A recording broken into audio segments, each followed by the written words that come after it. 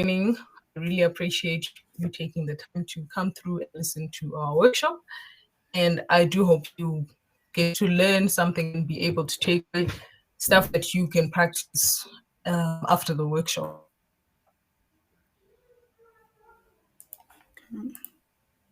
Thank you. Okay, so I am going to share my slides just now.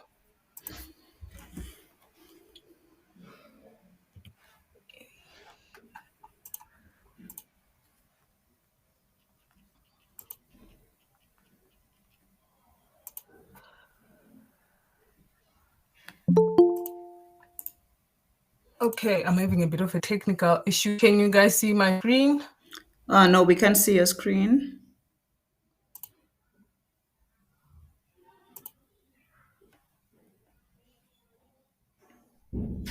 Okay, there we are. We are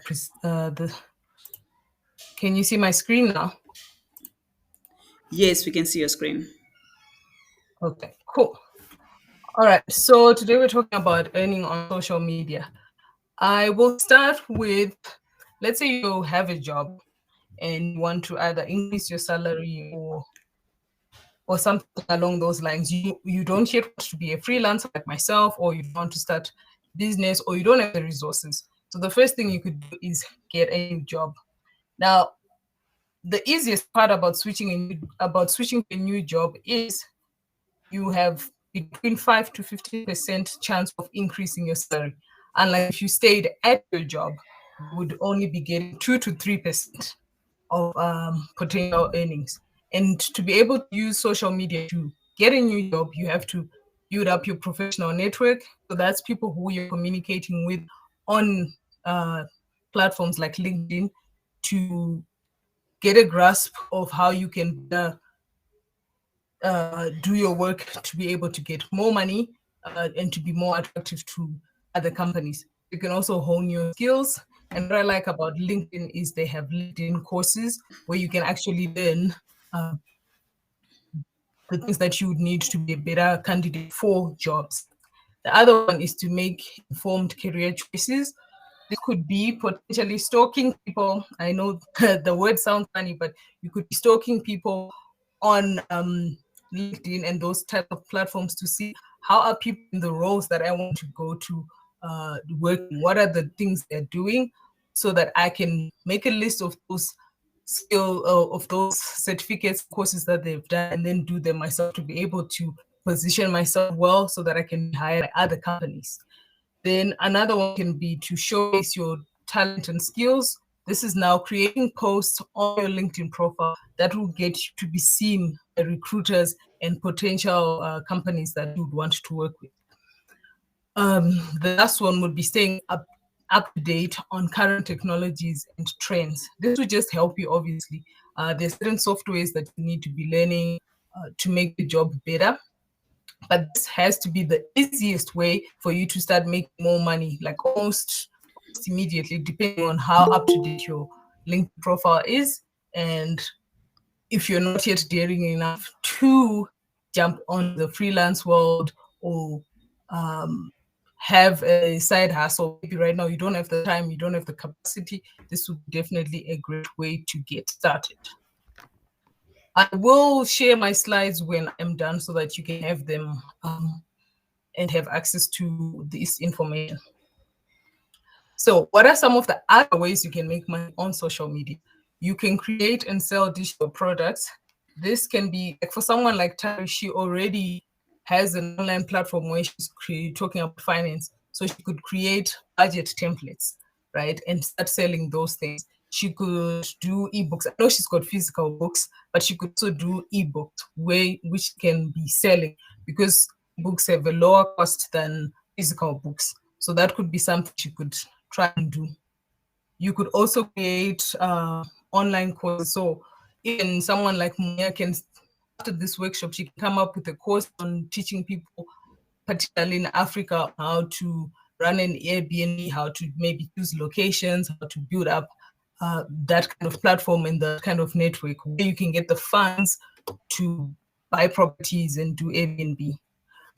The other one you can do is to promote digital products created by other people.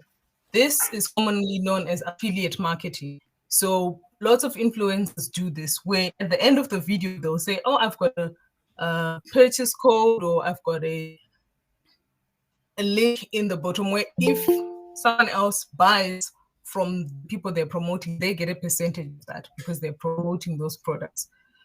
You can also promote your physical products and services. So if you've got a shop or services like myself, I promote my business on social media, and that could be something you could do. And it will help you get more customers because you're online. You have less overhead costs.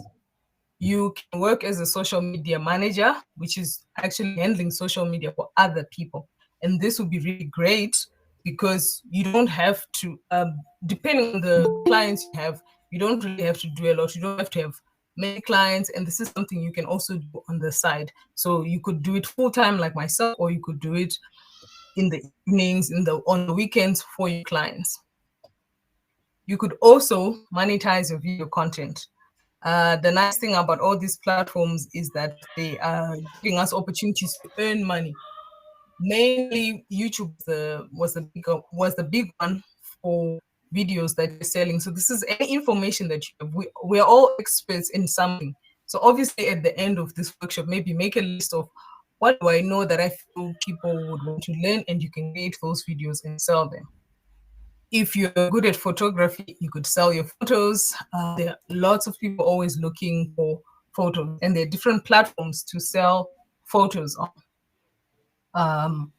Platforms like Shutterstock, that you could sell your photos, and Alamy is another one. You could also write Instagram posts.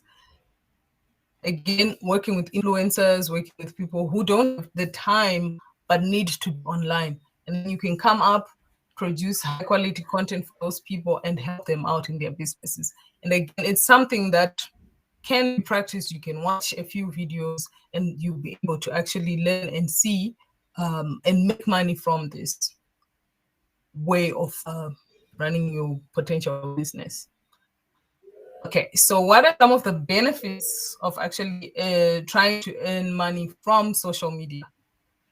You've got the global audience reach. So this way you actually, not just like myself right now, I'm in Zim, Tarie and Mittah are in South Africa, and there are other people on this workshop who are in other countries. So you've got wider range of potential clients that you could be working with, potential even with companies you could be working with, remote companies in other countries while you are wherever you are, be it Zimbabwe, be it South Africa, be it the UK. There's also no entry barrier. You really only just need your phone internet or your computer internet to be able to create these accounts on these platforms. And then you get to engage with customers directly, very quickly. So my favorite example of engaging with a business online is F&B. There are B Jacobs on Twitter, well, which is now X. Whenever I had an issue with my F&B account, I would just send a tweet and I'll be able to get a response almost immediately. Sometimes 20 minutes, 30 minutes, unlike maybe if I had to go physically to the bank and maybe wait in the queue without getting immediate service. So clients or customers would really appreciate that, and you would be able to actually quickly resolve problems for clients. You can also benefit by building your brand, which will work with also like when you're looking for a job or looking to get clients. The more you're talking about yourself, the more visible you are, the better your brand will be built. Obviously, you have to be strategic and consistent with the content you're sharing, but this will definitely help you build a strong personal brand or a strong business brand. Branding will also lead to recognition, trust, loyalty, and ultimately they'll be contributing to income generation. The nice thing about working on social media, which is what I love the most, is the flexibility and remote work. So currently I'm in Zim, and I've been in Zim for a little over a month. in a few weeks, I'll be in another country and I'll be able to still work because I'm online and I'm working on social media. I am not stuck to my desk or to a particular office because I can work anywhere. Another benefit is having access to information. So your data analytics and insights, you really be able to get all the information and you can make quick changes for business. So you can get valuable insights, you can get to understand your audience behavior, you can see your content performance and engagement. And this way you're able to change. Like, let's say if you own the shop and you're waiting for customers to come in the shop, but then you've already pre-bought the stock. Lots of things you either have to wait for it to finish or you're going to do a clearance sale. But if you are working online, offering certain services or even selling your content, you can quickly see that, okay, what I'm doing here is not working. I can change it like this, change it like this. And turnaround time on online work and social media is very quick. So you don't have to wait for a year to be able to see results or to be able to make changes to your business. Creativity and expression. Social media allows individuals to showcase their creativity and skills and unique perspectives. This creative expression can attract an audience that leads to income opportunities through sponsorship and collaboration. So sponsorships or collaborations could be working with other brands or being paid to promote certain things because of how you choose to be creative with your content that you're sharing. Then e-commerce integration. If you already have a shop, you could integrate it online, and so many social media platforms offer features to set up online stores or integrate with e-commerce platforms. This enables individuals to sell directly to their social media followers. So if you already have followers that you have, you've got your store links to your social media, it makes purchasing quick. And these days, people want things that are easy. People want things that are fast and available. So if you're online, you're visible and it's easier to get you seen. Networking and partnerships. Social media facilitates with networking with other individuals, businesses, influencers. Building relationships and partnerships can lead to joint ventures, cross promotion, and collaborative income generating projects. Then the last one, learning and skills development. We did talk about this when I was talking about learning courses on LinkedIn, but there's many other things you could be able to develop online. You could learn skills on marketing, content creation, communication skills, all those things that are relevant in the digital landscape. Of course, there are many benefits with social media and earning on social media, and success often requires dedication, strategic planning, adaptation, and changes to the algorithm. As with anything, I like to show the stats. If you're selling something, these are some stats that might interest you if you're working online. Many people actually make decisions to buy because of stuff they've seen on social media, and that's about 25%. Spending has increased by 12%. So there's actually hope. There is a lot of money online circulating on social media. You just need to be in the right place at the right time. And then 26.8% people of internet users between the age of 16 and 64 use social media to find brands, products, and services, okay, either through the ads or just simple keyword searches. And then 76% of social media users have purchased something they saw online. I've done this. So I watch vlogs regularly, and sometimes I'll see, oh, this product looks interesting, and then I'll buy it simply because I saw it on someone's platform or someone using it, and not necessarily because I wanted it. So social media has a great influencing power. Then look at the amount of money that has been earned in 2022. 5.5 billion US dollars has been made by content creators across the world in 2022. So obviously you have a chance to make money online, you can grab a piece of this pie. You don't have to necessarily make a lot of money. You could be part of these food creators who are making 50,000, or you could be making 12,000 per year, or like most influencers making 23,500.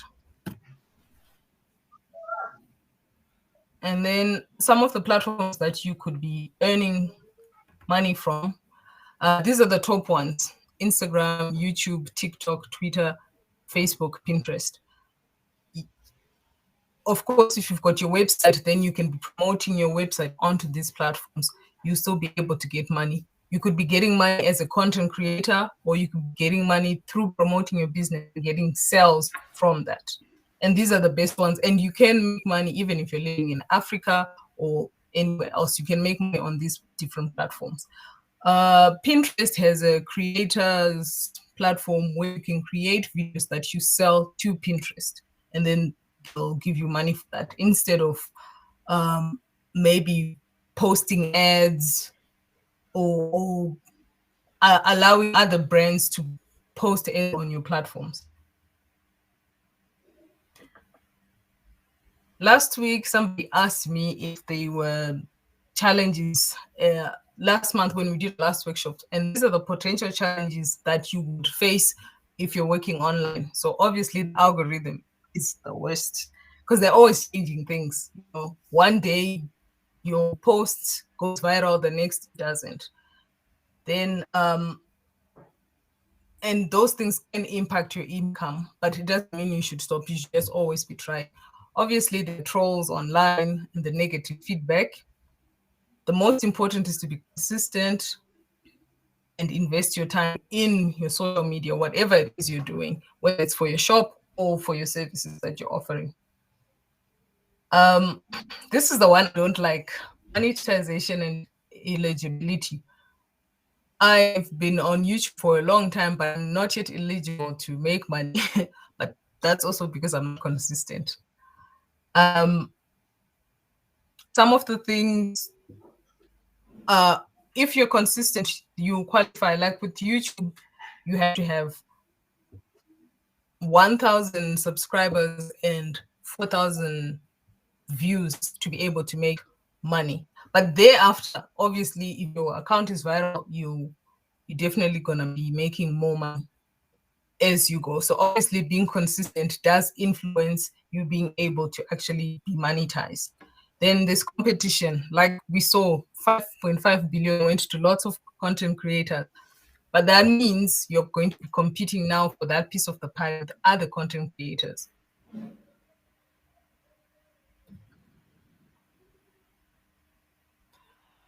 Then income stability is a big one. Each month is different when you're working online. It's not the same as having a job where you know your pay is this much every month until your next salary review and that type of thing. Platform dependence is a big one. You have to, if you're promoting your video content on YouTube, you have to be doing what YouTube requires you to do. So that's probably meaning posting regularly. And you also depend on YouTube to be sharing your videos out to the people, so you get more views and get more money, and it's a cycle. Then obviously content quality. The better your content is, the more chances of it being seen. Do you guys have any questions? Please drop them in the chat box so that we can answer them at the end of the session. Okay. Okay. Thank you so much, Samantha. It was a great insightful. Yeah. So everyone with questions, just put them in the chat box for now. We'll attend to them at the end of the session. Yes, thank you very much, Samantha. That was very informative. I'm sure someone learned something today. For the network, so that at least it's a bit stable. My name is Munya. I'm a tax practitioner. I'm a chartered certified accountant. I'm a business coach as well. But the business that I'm going to share with you tonight is my Airbnb business that I do also. I started my journey in Airbnb in 2021. That's when I bumped into information about Airbnb. I also didn't know anything about it until that time. And like Samantha have said, social media gives us a lot of opportunities to find information and business opportunity as well. So I just bumped into someone who was advertising about Airbnb course, and I enrolled in that course. I didn't have a plan at that time. I didn't have a strategy. I didn't even know what it was, but I just got excited and said, what is this? I would also want to know what it is about. And when I did the training, obviously I was so interested and excited to try the business. It sounded very good. Um, so so I did my training in it was like January 2021. Then I started looking for an apartment, for a property. I got an apartment. By June, Coco, I done my first you're listing making noise. And don't have brought any on for Airbnb. the The good thing about the Airbnb You're making business noise. is that if you really are interested in property, if you're someone who wants to go into property or who has a property and you don't know how to manage it properly, I would advise Coco, Airbnb go. strategy because it's short-term rentals. So it has no headaches that are associated with a long-term tenant who maybe can even destroy a property or might be a bad payer or something like that. So that's the good thing and the beauty of Airbnb business, and which I fell in love with. I'm also someone who loves also hospitality. So like any other business, for any other business to be successful, you need to love it. You need to understand the qualities of being in that business.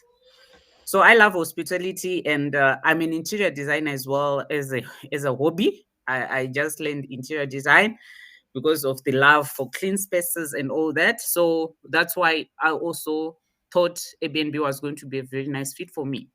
But you don't need to have all those qualifications, or you don't need to be an interior designer or anything to run an Airbnb business. Okay, so my journey, when I started in 2021, when I listed my listing in June, I listed my listing within an hour. I had 3 bookings. And yeah, people think I'm joking, but yeah, that's the truth. Within an hour of going live, I had 3 bookings. And then within 3 months, I was a super host. So there is a level, there's statuses there where you become a super host.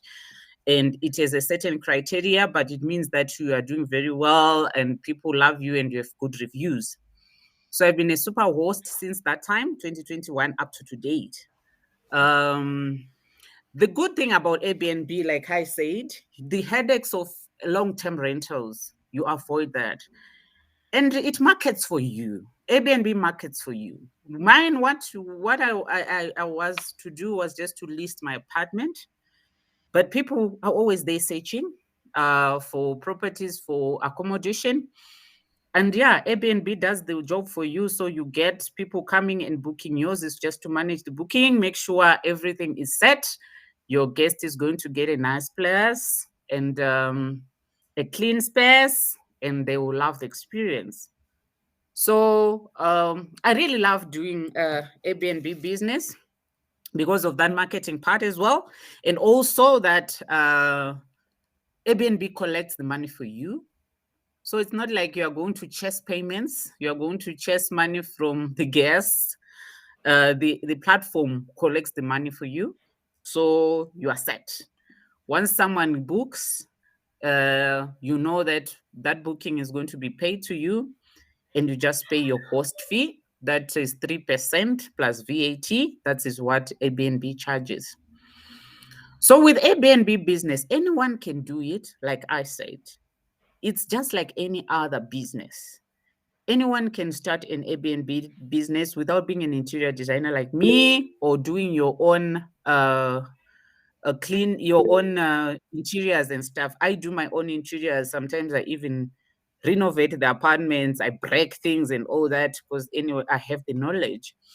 But it doesn't mean you cannot be an Airbnb host because you are not that. You can always have people to help you, to assist you, or you can copy from others and you learn. Like Samantha has said very nicely, that with social media, there's so much information, there is a lot of learning. Even those interior design courses, I remember I once did it with Udemy.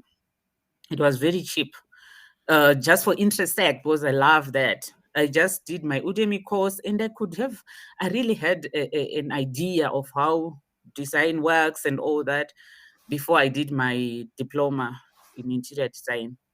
So with Airbnb, I've given you those advantages that you don't need to worry about the payments. The platform does it for you. You are not going to worry about advertising. People are going to see you from wherever they are in the world. I get guests from Nigeria, I get guests from UK, I get guests from Kenya, Angola, anyway, anyone who's coming to South Africa, as long as they want to reside in where I am based. And all my Airbnbs are in South Africa. I'm sorry I didn't mention that. I'm based in South Africa, so I have now 4 Airbnbs since 2021. And yeah, I'm still looking for more.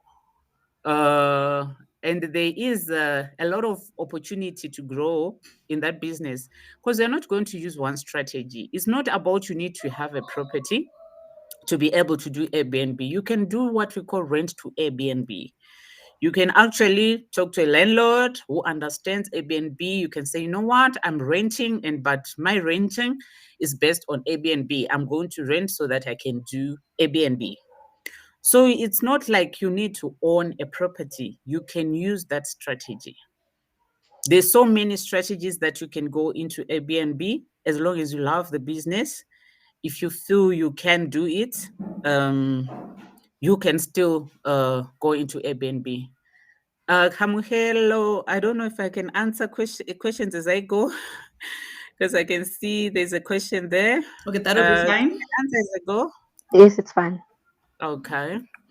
Let me look for the question. Alrighty.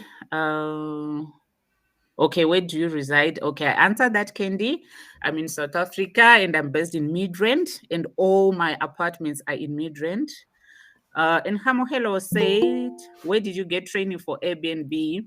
I got it from a company called Smart Airbnbs, but I'm also doing trainings. Like now, I have a training that I'm going to run on the information about Airbnb, exactly what it is, just for you to understand what it is, what you need, how you can go into the Airbnb zone. And it's only 250 rands. Yeah, my training, I did it. It was very expensive, thousands. But I've seen that I want to share information. I want to share knowledge. And I've come up with those cheap courses where people can come and learn. And I do it on WhatsApp. It's 3 hours. So you get all the information you can use to understand the Airbnb. Mittah?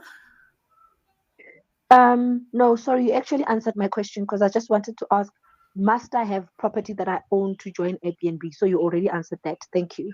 All right, you're welcome. Yeah, so you don't really need to have a property. Okay, I have 4 Airbnbs, like I said. The 2 I'm owning, and it's in a complex. The third one, it's a cottage at my house that I've converted to Airbnb because I could see that I was sitting on money. It used to be the helpers quarters, so it was just not making any money. So I thought of making into an Airbnb. So it's an Airbnb, and it's one of the most performing of my Airbnbs. So I've been sitting on money for many years. The other one is I'm renting. So that's why I'm telling you of the strategy, rent to Airbnb. It's very possible. If it's a nice flat that you don't need to do a lot of work, because sometimes it's very difficult to do Airbnb on someone's property, in the sense that sometimes it's not in good condition. Remember, Airbnb is hospitality, and people are going to come and continuously come because of how it looks, the cleanliness, the interiors, and all those things. So sometimes it's very difficult to modify a place which is not yours, but if it's already in good condition, Like the one I'm renting, it's in a good condition, so I didn't really need to do work. It was just to put my furniture, and that's it.